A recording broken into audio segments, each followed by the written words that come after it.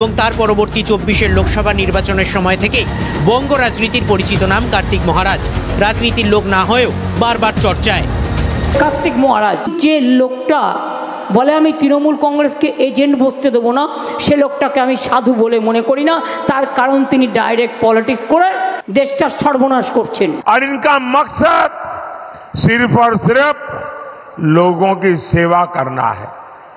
बंगाल की सरकार ने उन पर उंगली उठाई, उनका नाम लेकर धमका रही है।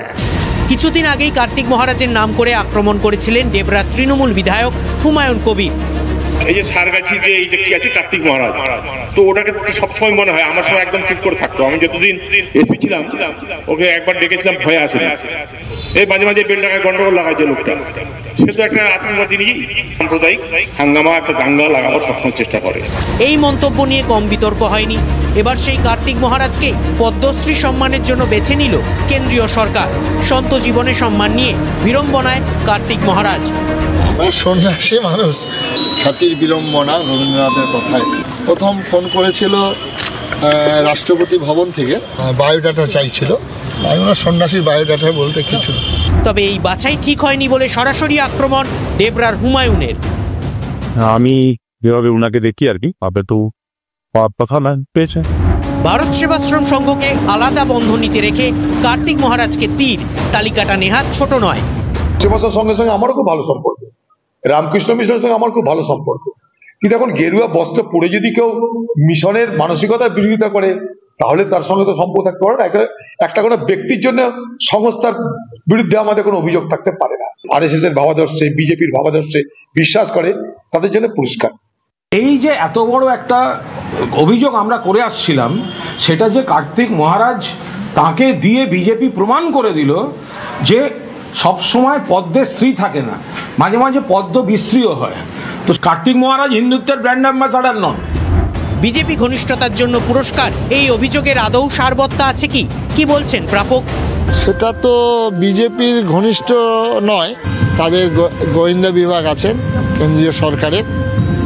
তো তারা এটাকে ওয়াচ করেছেন যে আমি গ্রামে গঞ্জে ঘুরছি, তারপরে মুর্শিদাবাদ জেলায় এতগুলি স্কুল, এত বছর আদিবাসী উন্নয়নের কাজের সঙ্গে যুক্ত রয়েছে। তারা চিন্তা ভাবনা করেছেন, নিশ্চয়ই রাজ্য সরকারের পক্ষ থেকে এখান থেকে কোনো যান, তারা রিপোর্ট নিয়েছেন, রিপোর্ট নিয়ে তার সিদ্ধান্ত নিয়েছেন।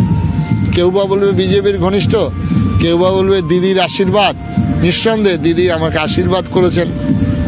তবে এই যাত্রায় কার্তিক মহারাজের পাশেই দাঁড়িয়েছেন ভরতপুরের হুমায়ুন কবির। বস্তুত দুই হুমায়ুনের দুই সুর। আমরা জেলাবাসী হিসেবে জেলার দুজন মানুষ তারা এই পদ্মশ্রীতে ভূষিত হয়েছে, তাতে আনন্দই লাগছে। এবং মহারাজজিকে এটাই বলবো যে মানুষের কল্যাণে বেশি মানুষের হয়ে কাজ করবেন। একজন জেলার মানুষ হিসাবে সেটা আবেদন রইল। বাংলার রাজনীতিতে বিজেপি নেতাদের সুর এবং কার্তিক মহারাজের সুর প্রায় মিলে যায়। গেরুয়া শিবিরের বিভিন্ন অনুষ্ঠানে কার্তিক মহারাজকে দেখা যায়, যেমন দেখা গিয়েছিল শিলিগুড়িতে সহস্র কণ্ঠে গীতা পাঠের অনুষ্ঠানে। পদ্মশ্রী সম্মান ঘিরে বিতর্ক অহেতুক। কার্তিক মহারাজের পাশে দাঁড়িয়ে বলছে বঙ্গ বিজেপি, সঙ্গে তৃণমূলকে আক্রমণ। উনি ঠিক করার কে পদ্মশ্রী পাবে না পাবে। এখানকার রাজ্য সরকার যাদেরকে পুরস্কার দিয়েছে তার মধ্যে সমাজবিরোধীও আছে। সেটা কি ঠিক ছিল? তার বলার দম আছে তার নেত্রীর বিরুদ্ধে? তাহলে ওখান থেকে সেই দিনই তাড়িয়ে দেবে ধাক্কা মেরে। সেই জন্য নিজের এখতিয়ারের বাইরে আপনিও যাবেন না। কার্তিক মহারাজ পদ্ম পুরস্কার পাবে না তো কে পাবে? হুমায়ুন কবির কে? উনি কি কোনো সামাজিক নেতা? উনি একজন ইসলাম ধর্মাবলম্বী একজন বিধায়ক। বিতর্কের ঢাক কদিন বাজে দেখার সেটাই। Bureau report, TV9 Bangla. আরো একটা চাঞ্চল্যকর খবর, কল সেন্টার প্রতারণা মামলায় ইডির তল্লাশিতে বিপুল সোনা এবং টাকা উদ্ধার হয়েছে। কি কি উদ্ধার হয়েছে, কোথা থেকে উদ্ধার হয়েছে জানবো। আমাদের সহকর্মী সুজয় এই মুহূর্তে রয়েছেন আমাদের সঙ্গে। সুজয়, দেখো, সব মিলিয়ে প্রায় 2 কোটি টাকার সম্পত্তি উদ্ধার করেছে ইডি এবং সম্প্রতি বা চলতি সপ্তাহে একটি কল সেন্টার মামলায় ইডির রাজ্যের 10টি জায়গায় তল্লাশি চালায় এবং সেখানে তল্লাশি চালিয়েই দুই ডিরেক্টর তাদের বাড়ি থেকে এই 1,80,00,000 টাকা আনুমানিক এই অঙ্কের সোনা বাজেয়াপ্ত করেন তদন্তকারীরা এবং এই যে কল সেন্টার সেই সংস্থার যে দপ্তর সেখান থেকে নগদ 12 লক্ষ টাকা পাওয়া গিয়েছে এবং ইডি সূত্রে খবর যে এই সংস্থাটি প্রায় 100 কোটি টাকারও বেশি এই কল সেন্টার জালিয়াতির সঙ্গে যুক্ত, যেখানে মূলত বিদেশি নাগরিকদের সঙ্গে প্রতারণা করে সেই জালিয়াতির টাকায় এই সম্পদ করা হয়েছিল। ফলে তদন্তে নেমে এই আর্থিক লেনদেনের বিষয়টি দেখছে ইডি এবং সেই সূত্রে তল্লাশি চালানো হয় এবং যার জেরেই এই নগদ এবং সোনা পাওয়া গিয়েছে এবং তদন্তকারীরা বলছেন যে এই জালিয়াতির টাকাতেই সেই টাকাকে কনভার্ট করা হয়েছিল সোনায় কনভার্ট করে বাড়িতে লুকিয়ে রাখা হয়েছিল। একই রকম ভাবে যে নগদ টাকা সেটাও এই জালিয়াতি সূত্রেই এসছে বলে দাবি তদন্তকারীরা। বেশ সুজয়, অনেক ধন্যবাদ।